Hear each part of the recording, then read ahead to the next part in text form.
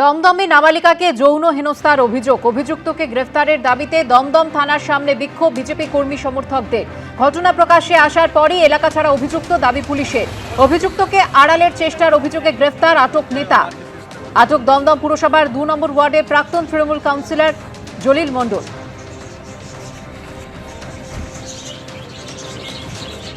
কলকাতা হাইকোর্টে অস্বস্তিতে কালীঘাট তৃণমূল। ইডির অ্যাকাউন্ট ফ্রিজ করা মামলায় আপাতত কোনো হস্তক্ষেপ করল না কলকাতা হাইকোর্ট। সৌভিক মজুমদার আমাদের প্রতিনিধি রয়েছেন আমাদের সঙ্গে টেলিফোন লাইনে। সৌভিক, অন্তর্বর্তী নির্দেশ খারিজ করে কি জানালো কলকাতা হাইকোর্ট?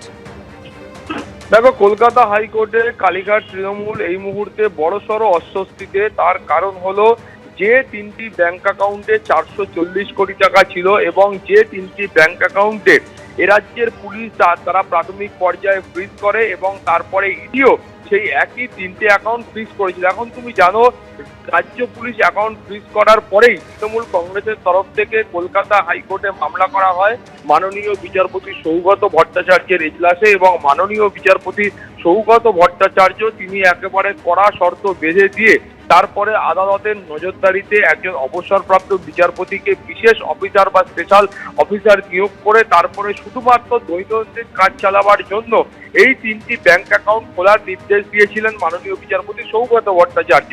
তারপরে আমরা যখন দেখলাম যে ইডির তরফ থেকেও এই 3টি ব্যাংক অ্যাকাউন্ট আবারও ফ্রিজ করা হলো, সেই সময় কালীঘাট তৃণমূলের তরফ থেকে তারা কিন্তু কলকাতা হাইকোর্টে মাননীয় বিচারপতি কৃষ্ণ রাওয়ের যে এজলাস রয়েছে সেখানে তারা মামলা করলেন এবং তারপরে সেখানে সওয়াল জবাব হলো। এবং তারপরে কালীঘাট তৃণমূলের বক্তব্য ছিল যে মাননীয় বিচারপতি সৌগত ভট্টাচার্য যে অন্তর্বর্তী নির্দেশ দিয়েছেন সেই একই নির্দেশ যেন এই ইডির মামলার ক্ষেত্রেও দেওয়া হয়, সেই আবেদনই কালীঘাট তৃণমূলের তরফ থেকে করা হয়েছিল। অর্থাৎ কালীঘাট তৃণমূলের তরফ থেকে আবেদন ছিল যে মাননীয় বিচারপতি সৌগত ভট্টাচার্য তিনি যেমন কড়া শর্ত বেঁধে দিয়ে প্রত্যেক দিনের কাজ চালাবার মতো করে সেই অ্যাকাউন্ট ইউজ করার জন্য অনুমতি কালীঘাট তৃণমূলকে দিয়েছেন, সেই একই অনুমতি যেন মাননীয় বিচারপতি কৃষ্ণ রাও তিনিও দেন।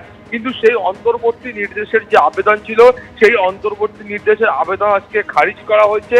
ফলে এই যে 3টি অ্যাকাউন্ট রয়েছে, যে 3টি অ্যাকাউন্টে প্রায় 440 কোটি টাকা রয়েছে এবং সেই 440 কোটি টাকা ব্যবহার করার জন্য মাননীয় বিচারপতি সৌগত ভট্টাচার্য অনুমতি দিয়েছিলেন, সেইটা নিয়ে তৃণমূল কংগ্রেস অর্থাৎ কালীঘাট তৃণমূল কংগ্রেস তারা কিন্তু এই মুহূর্তে বড়সড় সমস্যায়। ফলে আইনজীবীরা এই মুহূর্তে যে নির্দেশ ছিল সেই নির্দেশ শোনার পর তারা বেরিয়েছেন।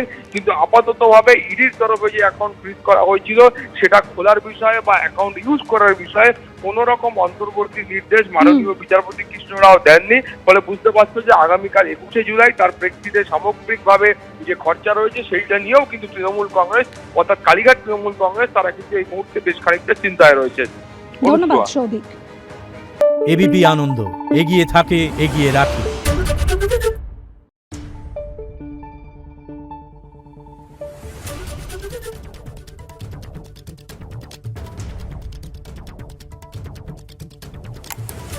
Thank you.